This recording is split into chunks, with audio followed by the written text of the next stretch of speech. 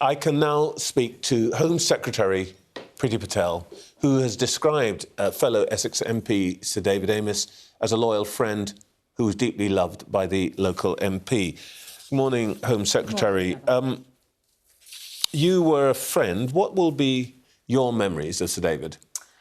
I have endless memories of David, but he was absolutely engaging, and his energy in particular, his energy, enthusiasm, passion, commitment, but also kindness, his absolute kindness to colleagues in Parliament. And I knew David for well over around 30 years, so that's a reflection of obviously how long both of us have been in grassroots party politics.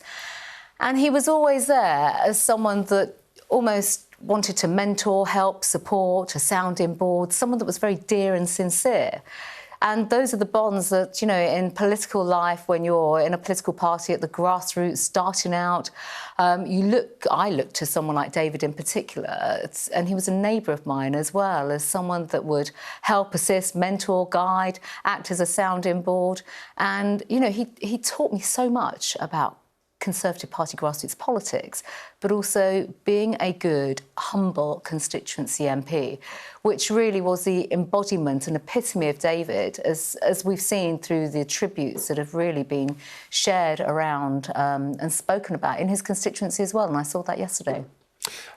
Much has been said about him and his kindness and so on across the divide.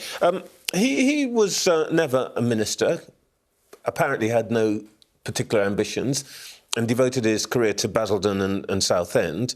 Do you think that this dreadful killing is going to undermine the relationship between MPs and their constituencies?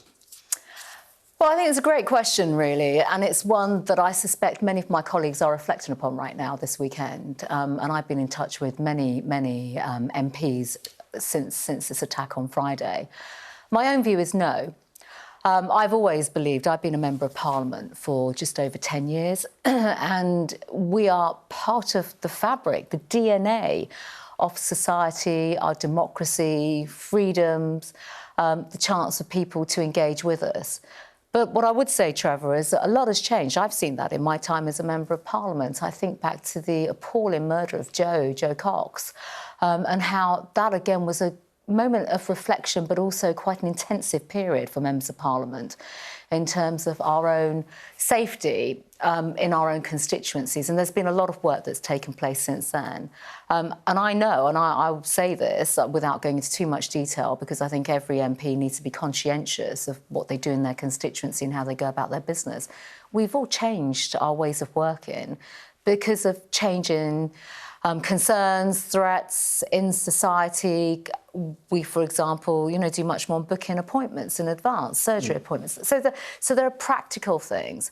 But I come back to actually your fundamental premise. This should never, ever break that link between an elected representative and their democratic role, responsibility and duty to the people that have elected them to be their representative. If you want to keep that link alive, then presumably you may now need to think about how we keep our members of Parliament and local councillors and so on safe. Have you got thoughts about what we now need to do? Because we can't go on like this, can we? No, we can't. We absolutely can't. But I think there are two things here, actually. One is obviously, no question, the safety and security of elected representatives. And yes, MPs, but Trevor, you've just said elected councillors as well. Thousands of them every Saturday, every weekend, actually many evenings in the week as well. We're in Westminster in the week, but councillors are out there every single day to preserve and protect, you know, that very essence of our democracy. We should, rightly, our elected representatives need to be able to go around with confidence that they are safe and secure in the work that they are doing. That's the first point. But alongside that, you've asked the second question, or the second point, which is around practical measures. There are practical measures. There are many practical measures, and I don't want to sit here and discuss them all. But, for example, I've alluded to one already. booking appointments in advance, checking the details of the individuals that you are seeing, checking the locations in advance that you are going to, making sure you're not on your own. I could go on. There are other things linked to policing and security as well. There are things already in place, but I'm now very much, and Lindsay Hall, the Speaker of the House, and I, with the police and with others as well, we need to close any gaps, basically, where we feel that, you know, there are concerns. OK, well, let's think about what those gaps might be closed. I mean, lots of members of Parliament and councillors try to take those precautions already. Of course. But you, for example, because of who you are and job you do, have close protection. Is it time to consider making it possible for our elected representatives to have that kind of close protection that we would enjoy here in Westminster? Well, all these issues and options are in consideration right now. So let me just say that there is a lot of work taking place already. It's possible that the government might consider supporting those kinds of measures. Trevor, prior to Friday, and you know, just this tragic and appalling attack, there is a programme of work that takes place around the safety and protection of members of Parliament in their constituency, and that's working with the police. That's all police forces around the country, how they interact with their MPs and how they look after the MP in their constituency through various protective measures. The Speaker has already put in a range of measures post-Friday, as we have with policing.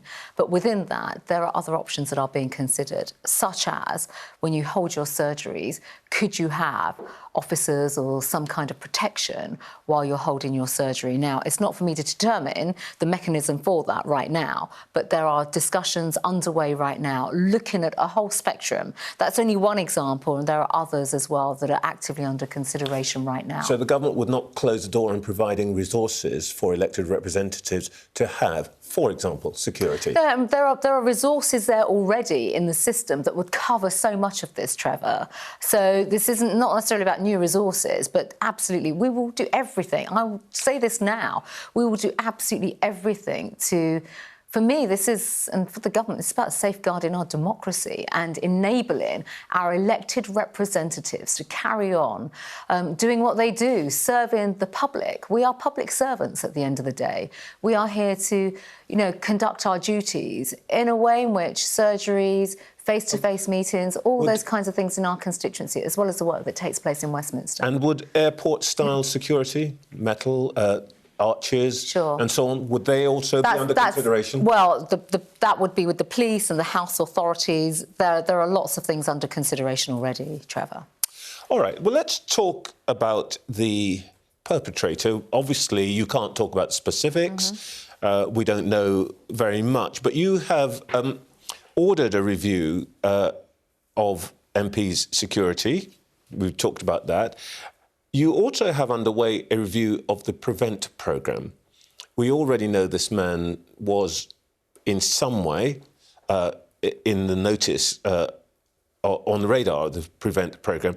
But do you think that there is now a case, this one, the London Bridge, something similar, for beefing up the review that's going on of the PREVENT programme? Because clearly it looks as though people are simply slipping through the net.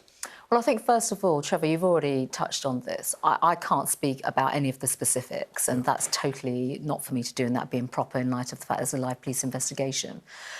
PREVENT is going through an independent review right now.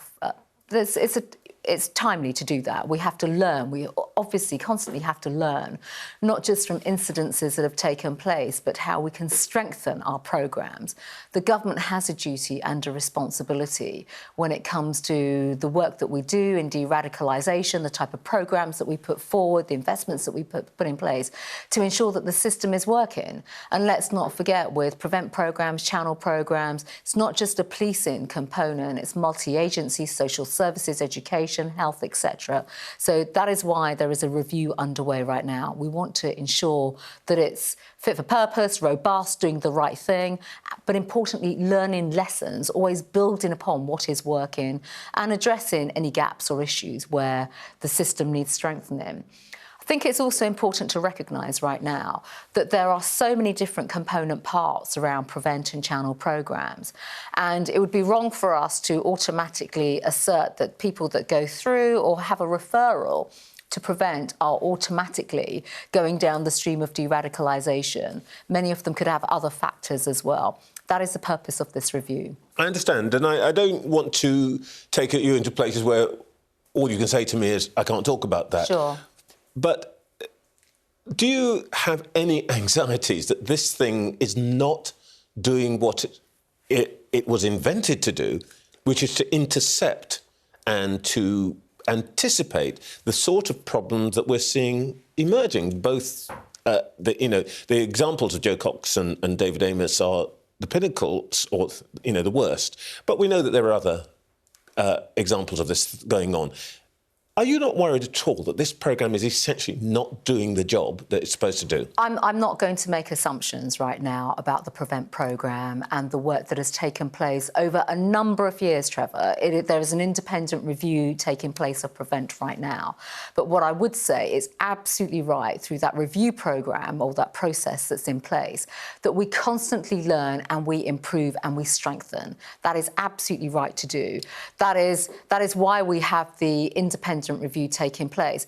But on top of that, we have to recognise that the entire landscape around radicalisation, extremism, individual behaviours, lone actors, it's not binary. It's a complex landscape. I get that. And literally, we have to go under the bonnet, as actually our intelligence agencies do, our police do, other aspects of the state do as round, case by case, to look at what is going on. I get all of that, but other public figures, other members of Parliament might be sitting here this morning and saying, we're reviewing, we're considering and so on. Next week, we are going to put ourselves at risk. When is somebody actually going to do something? Well, I think how long do they have to wait? So how many weeks do they have to risk their lives? So, first of all, Prevent is going through an independent review, so that's one thing. In terms of your important point, the immediate point around safety and security of individuals, Trevor, there is a lot of work that has taken place already, and there is more work underway Friday, yesterday, today, and going forward with policing in constituencies, but also with the parliamentary authorities around security of MPs. And that is absolutely geared up. I should emphasise this. That is geared up around looking at this weekend, members of Parliament are in their constituencies. Next weekend, members of Parliament will be doing the same again, out and about. And alongside that, what are the protective measures that we can put in immediately? So this isn't a case of let's wait for 2 weeks, 3 weeks, 4 weeks. These are immediate changes and measures that are actively being put in place and discussed with MPs. What are those measures right now? So, first of all... What difference will we see well, between first now of and next all, week? MPs have already been contacted by their local police forces, so that's 600 plus MPs, around what are they doing, what are they doing, sharing information with the police so that the police know where they are, checking their actual physical security. It's all the practical measures, basically. These are one-on-one conversations that are taking place, and rightly so, absolutely rightly so.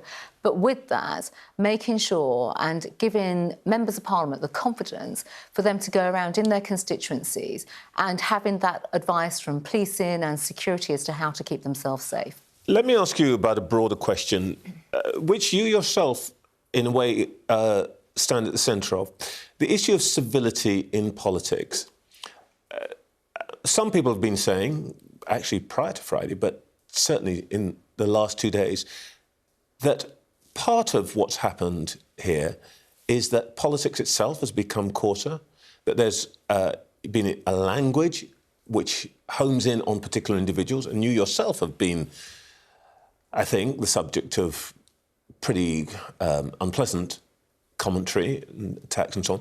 Do you think that there is a problem with politics itself, in particular the House of Commons, in the way that MPs talk to and about each other, that has produced an atmosphere in which this kind of violence can take place? Well, I think, first of all, this isn't just about the House of Commons. This is about wider public discourse. And I would also go as far to say social media, anonymity on social media, where where members of Parliament are subject to some of the most cruel comments, attacks, and they are relentless. Many of them are relentless. My colleagues go through just some of the most appalling attacks I've seen online, and I have as well. But, Trevor, you've asked specifically about the House of Commons. I think, first of all, Parliament and the House of Commons has always been the home for robust debate, and that's how we articulate robust debate, views, etc., etc. You've asked about the coarsening of discourse in Parliament. I personally, and I can only speak from a personal perspective, I always strive to ensure that I respect colleagues even when I disagree a political point or point of policy that may be, levelled against myself. But there are some clear guidance as well. The Speaker speaks very strongly about debate, tone, how we articulate ourselves, present ourselves in Parliament. And I know that every colleague strives to stick with that and, conduct themselves in a decent way. And it's decency that matters and respect matters. You refer to social media. Just one word, yes or no. Would you consider legislation to remove the right to anonymity on social media? Well, I want us to look at everything, and there is work taking place already. We've got an online harms bill that will come to Parliament. There's work taking place on it right now. I've done a lot of work on these social media platforms, mainly around encryption and areas of that nature. But we can't carry on like this. I spend too much time actually with communities who have been under attack, basically, who've had all sorts of postings put online, and it's a struggle to get those postings taken down. We want to make some big changes on that. Home Secretary, thank you very much indeed. Thank you.